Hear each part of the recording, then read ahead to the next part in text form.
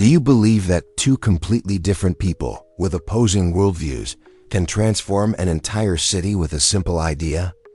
It seems like an exaggeration, right? But what if I told you that this is exactly what happened? A rebellious street artist discredited by the system, and a methodical urban planner hostage to rules and numbers. Two universes that should never cross, and they did. And it was in this explosive encounter that something great was born. An urban transformation movement made with paint, ideas, listening, and empathy. There was no money from big companies, nor support from politicians looking for votes. There was something much rarer. Love, wisdom, understanding, and a lot of courage. In this video, you will discover how the spark of an unlikely friendship spread like wildfire through forgotten neighborhoods, mobilizing young people, the elderly, business owners, and even the most skeptical. You will learn real stories of change, rescue, overcoming, and reconciliation.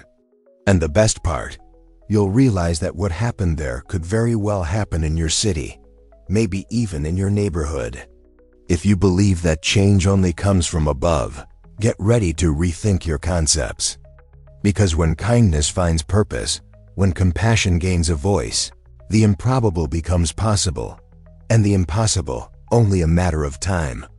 Buckle up and get ready, because this story isn't just meant to move you, it's meant to make you get up from your chair with the certainty that collective action is the secret that no one told you. And it all starts now. In a city forgotten by many, but felt in the hearts of all who were born there, life went on amidst honking horns, faded graffiti, and the insistent clinking of glasses in decadent cafes. It was in the midst of this landscape of contradictions that Elijah and Maya, two glaring opposites, breathed. He, in a well-ironed suit, eyes intent on the skyline of skyscrapers, came from the world of spreadsheets, rules, and predictability. A respected urban planner, one of those who know the layout of a city like someone who knows the lines on their own hand. She, with her fingers stained with paint and the restless gaze of someone who has painted walls that no one dared to look at, was the living soul of street art. Growing up among spray cans and the pulsating sound of the streets of East LA, Maya learned early on to survive with courage, improvisation, and resilience. It seemed that nothing united them, not their past, not their interests, not even their way of walking. But the curious thing about life is that, sometimes, it sows understanding where there is silence, and weaves encounters where no one sees. Logic. Elijah saw the city as a machine with precise gears. Maya felt it as a living organism that groans, that breathes, that needs affection. While he spoke of urban zoning, she spoke of social inclusion. While he thought of maps and data, she thought of stories and silent voices. A true clash of visions, almost like water and oil. And yet, there was something there.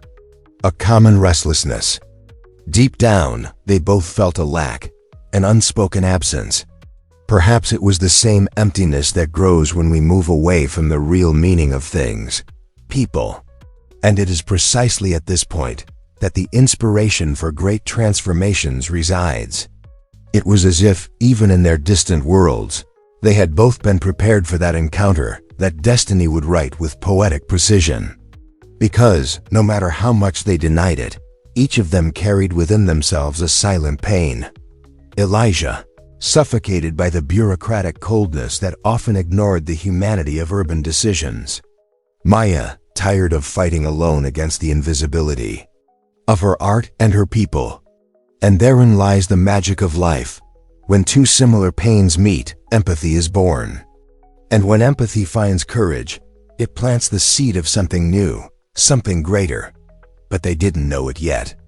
They were still stuck in their routines, never imagining that soon their paths would cross and nothing, absolutely nothing, would be the same. Elijah grew up in the sophisticated surroundings of Cambridge, Massachusetts, in a home where discipline and the pursuit of knowledge were non-negotiable pillars. The son of a university professor and a civil engineer, He was encouraged from an early age to seek excellence. His childhood was marked by visits to architecture museums, silent afternoons solving puzzles, and nights with his father, looking at floor plans as if deciphering treasure maps. He learned to value honesty, sincerity, and altruism within logic and order.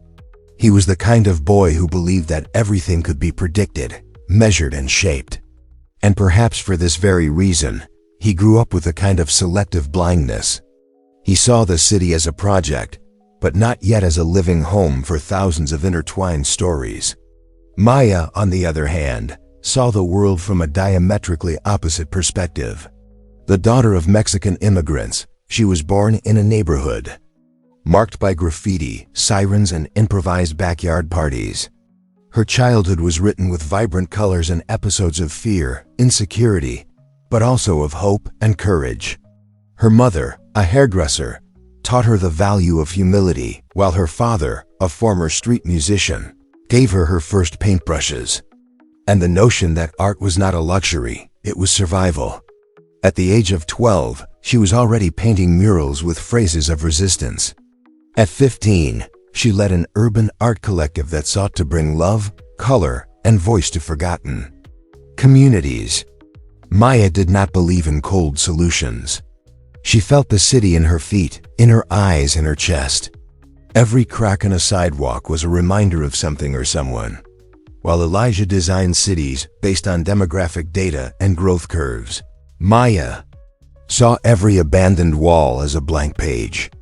He, educated in elite universities, believed that wisdom came from books. She, molded on the sidewalks, knew that true wisdom sprouted from stories told in whispers on street corners. And it is in this contrast of worlds that the beauty of this journey lies. When logic meets art, when planning bows to understanding, when concrete learns from the heart. Two such distinct roots, nourished by opposite experiences, were about to touch. And when roots intersect, something always blooms, even on the hardest asphalt.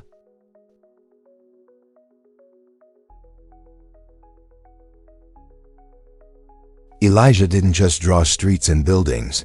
He carried the city in his heart like an old friend. There was something in the geometry of the avenues, in the dance of the traffic lights, that brought him gratitude. He always believed that urban planning could be an act of kindness, an exercise in collective love, if it was done with true empathy. He liked to walk slowly through neighborhoods that no one else wanted to visit, observe the flow of people, the patterns of movement, the points where understanding was lacking, not of maps, but of human needs. He dreamed of parks where there was rubble, cultural centers where before there was only abandonment. Elijah saw beauty in chaos, and his mission was to organize it without erasing its soul. After all, what is a city if not a mosaic of lives? Pains, struggles, and joys in constant movement. Maya saw all of this from another angle. For her, what gave life to the city was not the concrete, but the untold stories that echoed in the alleys, on the park benches, on the lampposts covered in pamphlets. The city breathed through art, improvisation, and encounters. Each mural she painted was an open letter to the population, an attempt to rescue affection, to awaken courage, to heal wounds with color. Her community engagement was visceral. She organized workshops for children in shelters, restored vandalized public school walls, and painted portraits of forgotten residents, giving them prominence and respect. For Maya, art was a tool for reconciliation, a bridge between pain and inspiration. She didn't just want to be heard, she wanted everyone to hear themselves. And that's why her activism wasn't limited to paint. It vibrated in every conversation, in every gesture, in every look. Both in their own way, loved that city, not just for what it was, but for what it could still become. And this silent altruism, almost imperceptible to the common eye, was what began to create an invisible magnetic field between them. Without knowing it, they were destined to meet, not to change each other, but to create something greater. Because the true power of kindness manifests itself when two passions converge and transform into purpose. And when that purpose begins to take shape, as we will see below, it is impossible to ignore what the universe seems to be sewing together with such precision. It was an ordinary autumn morning in New Haven, the kind of day that begins timidly, with the sky still covered in lazy clouds and the air filled with that sweet melancholy that only old cities can offer. Elijah was arriving for yet another public hearing on the fate of a decaying square in the historic center. He was there as always, punctual, with organized folders, well-aligned arguments, ready for yet another technical presentation on drainage, lighting, and accessibility. Maya showed up on impulse. An activist friend had told her about the meeting, and without thinking twice, she brought with her a small notebook, some ideas, and a lot of courage. She sat in the last row, discreet but with her eyes alert, waiting for the right moment to make herself heard. What neither of them imagined was that that day would change everything. When the floor was open to the public, Maya stood up. Her voice did not tremble, although her heart was racing. She spoke with honesty and humility about the absence of art, about how public spaces lacked soul, beauty, affection. She criticized, yes, but with respect. She proposed collective murals, open workshops, cultural festivals, not as adornment, but as essence. Elijah, accustomed to hearing empty complaints or disconnected suggestions, remained silent. There was something in the way she articulated her ideas, something that disarmed him. Her sincerity cut like a blade and warmed like a hug. For the first time in years, he felt truly touched by a speech that came from the street, but carried the wisdom of someone who listened to the city with her heart.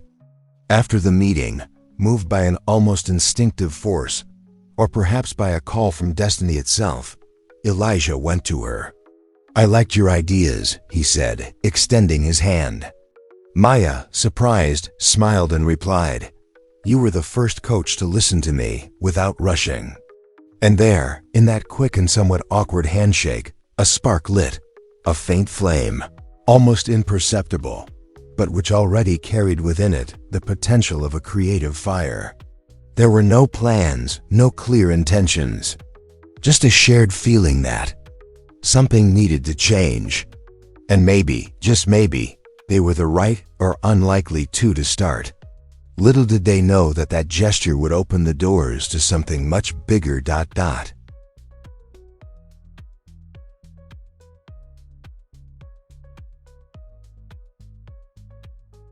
In the days following the hearing, something changed. Maya and Elijah began exchanging emails, short messages, scattered ideas that gradually turned into long conversations, heated debates, and curiously, unexpected laughter. They began meeting in small cafes, away from the spotlight. She brought sketches, references from murals in other cities, stories of young artists without space. He brought data, maps, management models. At first, everything seemed irreconcilable. But amidst so much contrast, something greater emerged. They both wanted the same goal, a more human, more beautiful, more alive city. It was inspiration that united them. And when they finally realized this, the idea that would change everything emerged, transforming the forgotten square into a collaborative space, where art, urbanism, and community could coexist with empathy and purpose. They didn't know where to start, and that was good. Because when you don't have a script, there's more room for creativity, compassion, and boldness. Elijah shared his technical expertise, studying viable ways to transform the place without losing the community essence. Maya sought out artists, neighborhood leaders, and children who had something to say, even if it was just sidewalk chalk. Together, they created a hybrid plan where each element of the project, from street furniture to murals, was co-created with the residents. They wanted everyone to see themselves there, for everyone to feel like they belonged. It was the reconciliation between the coldness of the drawing board and the heat of the spray. A movement was born not from institutions, but from people. And this detail made all the difference. Soon, the first open meetings with the community began. Mothers came with children in their arms, young people with vibrant ideas, and elderly people with old memories and hopeful looks. Every voice was heard. Every pain was respected. The movement began to take shape, not as an individual project, but as a collective dream that grew in a spiral. It was as if the square had been waiting for this moment for decades. And in each gesture, in each suggestion that was accepted, the power of kindness emerged. The certainty that when there is understanding and true listening, something greater always happens. And the next phase, as we will see, would be the first concrete step towards a real transformation. When the idea finally took shape, the enthusiasm seemed contagious. Elijah designed the structure of the project with eyes shining with hope, while Maya called on artists, students, seamstresses, graffiti artists, and even retired bricklayers who wanted to participate. It was more than an art installation. It was a collective call to rescue what is most essential: humanity. The center of the square would receive a large circular mural, where each section would be signed by a different group, with themes that ranged from gratitude to perseverance, from local history to the dreamed future. Around it, hand-painted benches, mosaics with messages sent by residents, trees with colored ribbons representing wishes. Every detail was an act of affection, every brushstroke a gesture of empathy. The workshops took place on weekends, transforming the square into a true stage for inspiration and coexistence. Children learned about the history of the neighborhood while gluing tiles alongside their grandparents. Young people who had previously been unmotivated now led painting groups. Elijah traded his suit for jeans and paintbrushes. Maya taught techniques, but above all, she taught listening, to hear what each person wanted to say with colors. The project became a meeting point between generations, between cultures, between painful pasts and possible futures.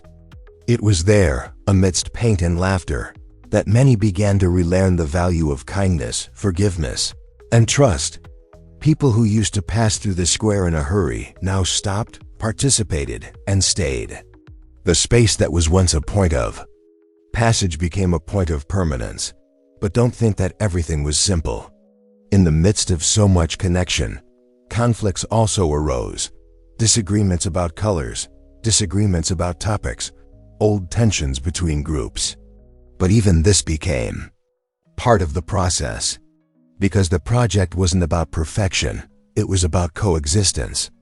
Elijah and Maya learned, together, that listening with understanding, acting with respect, and mediating with wisdom was more transformative than any paint. And so, little by little, that once forgotten space began to gain a soul. And the most beautiful thing was realizing that no one there felt excluded. Everyone had left a piece of themselves on that ground. And with their hearts beating loudly, the city began to notice. But what comes after that ... Well, that's where the magic expands. Not everything was a celebration. In the early days of the project, Maya and Elijah felt the weight of resistance. Some shopkeepers looked askance, suspicious of the sudden movement. There were those who said that it was all a waste of time, that nothing would really change, that poor people really like chaos. It hurt to hear these words, but they both knew that fear disguises itself as criticism. Many were tired of empty promises, of projects that started with fanfare and died in oblivion. Elijah, accustomed to institutional support, felt vulnerable, dealing with the harshness of the street. Maya, in turn, had expected this type of rejection, but still felt the blow. It took a lot of resilience to continue, a lot of courage to not back down, and above all, a lot of understanding to welcome even the harshest criticism as a call to listen.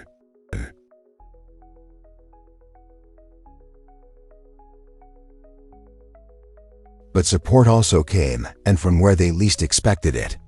A teacher from the local public school brought her students to help with the mosaics. A man who had been selling popcorn there for over 20 years offered to paint the base of the benches for free. A nearby church donated snacks to the volunteers. These were small gestures, but they created an invisible thread of altruism and kindness. Ordinary people, with simple lives but immense wisdom, began to feel that this project was not Elijah's or Maya's, it was theirs. What was just an idea began to become a movement.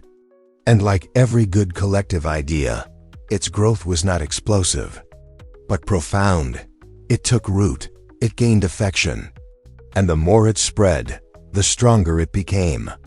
Even those who had previously resisted began to give in. One of the most critical merchants saw his movement grow with the arrival of visitors and, without admitting it publicly, began to serve coffee to the volunteers. Groups that had been rivals began to paint side by side. A woman who had lived alone for decades began to embroider cushions for the colorful benches. Maya and Elijah watched everything with teary eyes. It was like watching hope blossom in soil that many thought was infertile. The growth was real, but there was still a long way to go. Because when you plant something with love and empathy, what grows can go far beyond the square. And soon, the city would begin to feel this impact. Little by little, what was once an isolated project began to echo in the most forgotten corners of the city. The buzz that emerged in the square's conversation circles soon spread through neighborhoods, reaching social media, schools, and community centers. Groups of young people began to visit the space to find inspiration, and then wanted to bring something similar to their regions. It was the ripple effect gaining strength. A movement that was not born of money, but of empathy, affection, and altruism. In neighborhoods where neglect seemed to be the norm, cleanup groups, urban gardens, and reading circles began to emerge. And each new gesture was like a stone thrown into a lake, waves of change spreading gently and impactfully. Elijah, accustomed to the cold language of reports, now saw with his own eyes what no graph could convey: pure inspiration. The city authorities, who had initially viewed the project with a certain disdain, began to pay attention. Local news reports covered what was happening with admiration. The square, once synonymous with abandonment, became an example of respect, participation, and creativity. But the most surprising thing was the kind of transformation that could be seen on people's faces. People who had previously been forgotten by the harsh daily routine now walked around with a sparkle in their eyes. Children put their cell phones aside to paint, plant, and dance. Teenagers exchanged graffitied walls for collaborative panels. And the elderly, who had lost faith in almost everything, rediscovered in the small daily interactions the hope and understanding that there was still time. Time to start over. Time to believe. The energy of the project was so contagious that even neighboring cities began to send representatives to understand how it all began. There was something there that no single public policy had ever achieved. Real, spontaneous engagement, born from pain and healed by the power of kindness. The impact was not just in the colors of the walls or in the urban revitalization, but in the way people began to look at each other. With more kindness, with more sincerity, with more humanity. It was as if through art, the city had rediscovered its own soul. And as the movement gained strength, something even deeper began to take shape. Something that would transcend walls and generations. What was once a blind spot in the city's landscape, a smelly square surrounded by peeling buildings and cluttered trash cans, was now the beating heart of a new era. The cracked cement floor gave way to colorful stone paths, where children played freely without fear. The benches, once broken and dirty, were now covered in mosaics made by hands of all ages, containing words such as forgiveness, courage, gratitude, and hope. The walls, which had previously revealed abandonment, now told stories of overcoming, drawn by residents who had never held a paintbrush, but who now saw themselves as artists of their own history. It was as if the square had been washed not with water, but with love, and how this cleaned the wounds of an entire community. Local businesses flourished. The constant movement attracted craft fairs, food trucks, and cultural performances. Fear gave way to coexistence. Residents who had previously avoided the area now walked through it with pleasure, with renewed confidence, often stopping just to sit, talk, and observe. It was living proof that when there is understanding and space for expression, human beings expand. Elijah, who had previously seen the square as an urban problem to be fixed, now saw it as an open love letter between people and the territory. Maya smiled as she saw her old street friends being recognized, celebrated, and heard. Reconciliation. What the past was happening there, in person, before eyes that had previously only looked away. But perhaps the greatest transformation was not physical, but emotional. The square had become a mirror.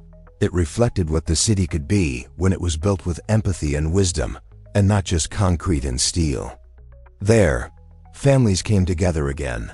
Once distant neighbors exchanged recipes and affection, and young people discovered themselves as leaders, artists, and mediators. The walls, as beautiful as they were not the center of the project. The center was a place where people could reunite with themselves and with others. And no external resources could afford that. Because what was done there, with paint and smiles, with meetings and hands covered in mortar, was a symbolic reconstruction. A living reminder that behind every structure, there are people. And these people, when united, are capable of miracles. And it is in this miracle that the next phase gains momentum.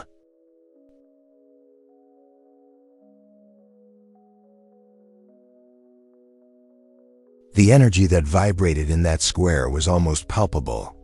You could feel it in the air, in the conversations between strangers, in the broad smiles of those who recognized themselves once again in the urban landscape. It wasn't just painting and decoration, it was compassion pulsating in the details. The city seemed to breathe easier. The atmosphere between neighbors improved, conflicts decreased, and the square became a symbol of reconciliation. The feeling was that an invisible chain of kindness had been activated. People who never spoke to each other began to share tasks. Young people began to take care of cleaning the space without anyone telling them to. And even more beautiful, many began to replicate this behavior in other places. Inspiration spread like a beautiful perfume carried by the wind, and everyone wanted to be a part of it. Moving stories blossomed in every corner. Like that of Ms. Dolores, a 78-year-old widow who lived in isolation for years. Today, she coordinates a crochet group that meets weekly under the trees in the square. "I never thought I would feel so useful again," she said with tears in her eyes. Or that of Malik, a teenager who used to get into trouble, but who, when he saw himself portrayed in a mural with his grandmother, decided to leave the gang and started studying art. "It's like they saw who I could be, not just who I was," he once said. Elijah and Maya, each in their own way, saw in it the reflection of something greater, the resilience of the human soul. When there is respect and openness, even pain turns into beauty. Even loneliness finds company. And even the forgotten find their place again. The project no longer belonged to them. It belonged to the city. It belonged to the children who planted flowers in the flower beds, to the musicians who filled the air with soft notes, to the couples who met again there. It belonged to everyone. And the most powerful thing about all this change became a model for other neighborhoods and cities. The project became a study at universities, the subject of documentaries, a reference for community urban planning. But more than that, it became proof that hope, when fed with love and trust, can indeed change the world, or at least one piece of it at a time. And this story, as we will now see, is far from over. And now that you know this story, tell me, what is stopping you from taking action in your own community? Is it the fear of not being heard? The insecurity of starting something small? Or perhaps the false belief that you need money, status, or permission to make a difference? The truth is that great transformations begin with small gestures. A good morning that turns into a conversation. A shared idea that finds an echo, an unlikely friendship that generates a movement. Elijah and Maya didn't have everything, but they had something that can't be bought: confidence, inspiration, and resilience. And if you also have this, even if just a little, it's more than enough. So what can you do today? Start a conversation with a neighbor. Help paint a school wall, organize a reading circle, support a community garden. Action starts with the simple. Change starts with the way you look, and the impact. Oh, the impact can be much greater than you imagine. Now it's up to you. Will you let this story die here, or will you become a part of it? If this message touched your heart, if you felt something true, if you believe that there is still kindness, love, and humanity in the world, then subscribe to the channel, activate the bell, and come with us. Because this is just the beginning. And the next city to be transformed could be yours.